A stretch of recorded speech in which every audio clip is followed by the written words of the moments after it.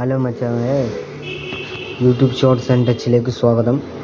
ഇന്ന് നമുക്ക് 2-3 ദിവസമായി ഒരു CC വന്നിരുന്നു. CC ചേഞ്ച് ചെയ്ത് മാറ്റി വെച്ച വീഡിയോ ആണ് ഞാൻ എടുക്കുന്നത്. അപ്പം ഇതാണ് സാധനം, ലാവൻ്റെ ഹീറോ. വെറൈറ്റി സാധനം തന്നെയാണ്.